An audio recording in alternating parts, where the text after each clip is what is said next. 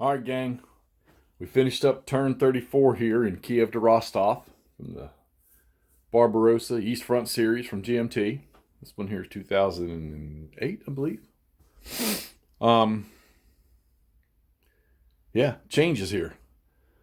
Uh, I said that there'd be Kiev by the weekend. Well, they got Kiev. Yeah, I know it's Monday. I'm filming this, but I was done with it yesterday or the day before. I can't remember. Anyhow, no,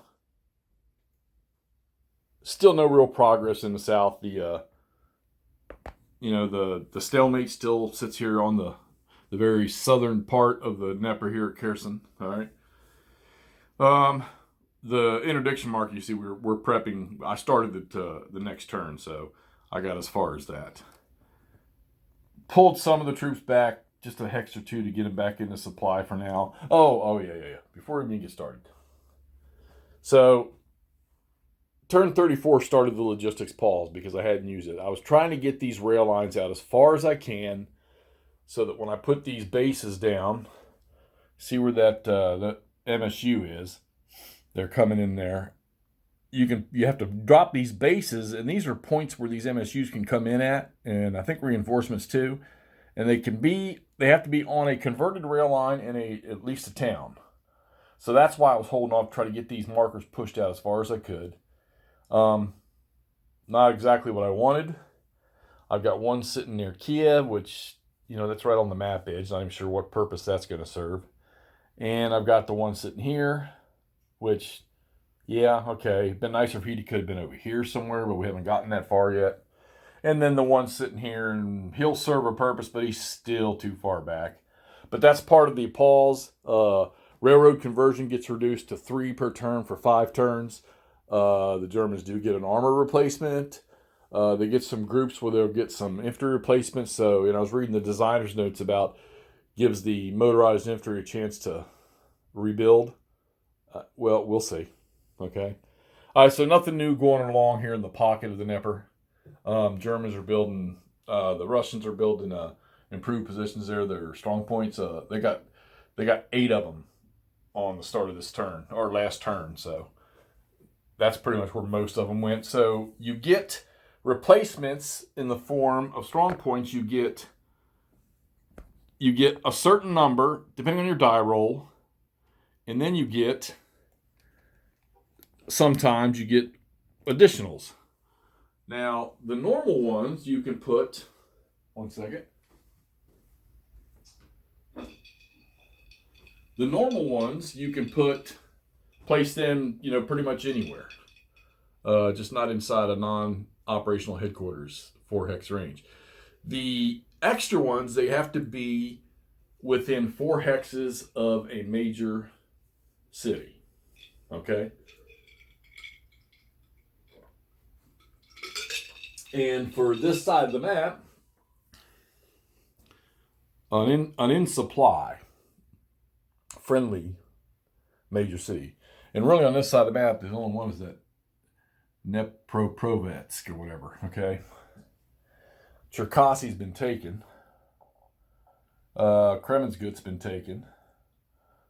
There's not a major city here on this one. And Kiev, of course, both hexes are now German. So let's talk about that fight right there. So now that this has happened,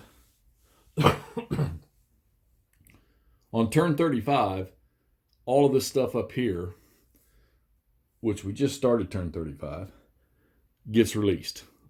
And that is everything up here. The thing says they were supposed to wait till turn 36 to move unless both hexes of Kiev are taken.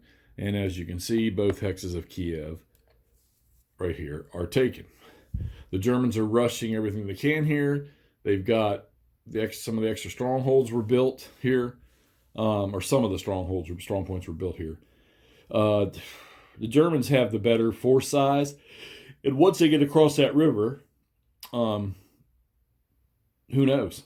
I do know that shortly they're going to be getting some guys from Army Group Center. We're going to be pouring in from up yonder. And they will start this encirclement with these guys down here, with all of these troops down here. So The Soviets also get a large reinforcement pool that comes in on this turn that will be released on this turn, plus the stuff that's on the map. They're starting to throw forces up this way. You see the German reinforcements that are about to come up. That's the stuff I think that comes in from the north. So we're going to see what happens with that. I watched an old play, an instructional type play that a guy did. I think it's called East Front Games from about 4 or 5 years ago. I was watching. He was getting really deep. He missed a couple things, but I do that. We all do that.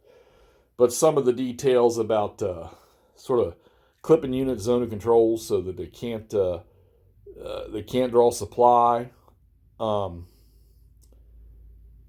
That was real interesting. That I'm trying to employ that. So you can use the surrender rule, but the surrender table on this thing here is any Soviet unit that can't trace supply and he's adjacent to a German unit or an Axis unit, he has to roll for surrender. But my God, you got to roll like 3 or less, and then there's modifiers. So I've got one unit sitting right here. It's one of these out of supply. It's this large one. I got to turn that counter in. He's cut off from supply, but he cannot. I've rolled twice for him to surrender, and just nowhere even close. All right, so these are the developments after the 34th turn. Like I say, we're already into 35, and the Germans are in their logistical pause. It's not a whole lot to that. You just get some things reduced, and your rail line stuff gets reduced, and it's supposed to be a time for them to rebuild, but I got to see where all these replacement points are so they can rebuild. And they've taken quite a few infantry losses, so nothing really new here in the middle here. This won't change. Let's see. If I use all 3 rail conversion points, it'll put this guy in Kirovograd, and then that will extend that 21 hex road net a lot farther out. Still got to get a railroad across those bridge.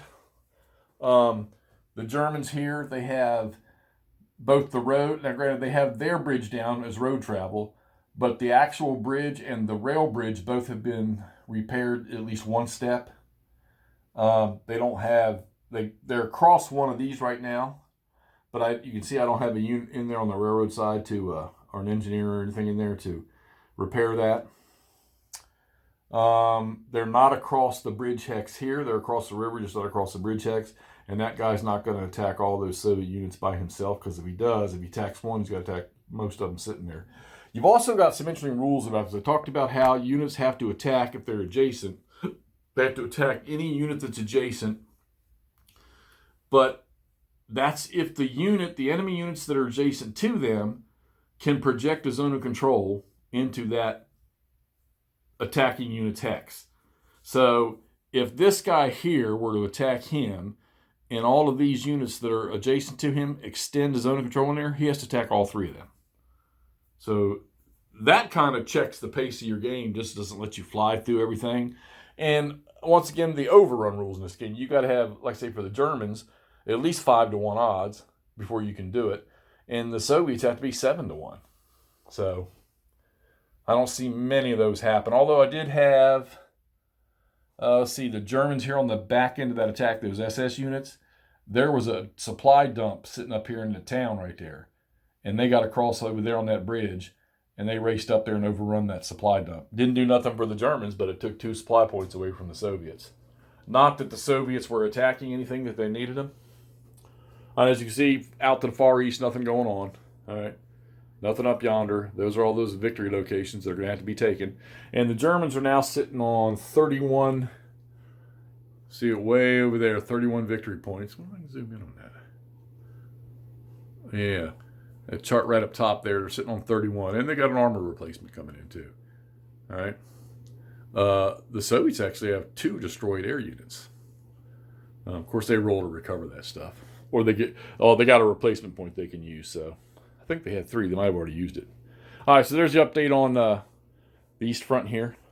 On Kiev to Rostov. That, like I said, it was into turn 34. Let's get this thing posted, and I'm going to move on through turn 35. Talk to you soon.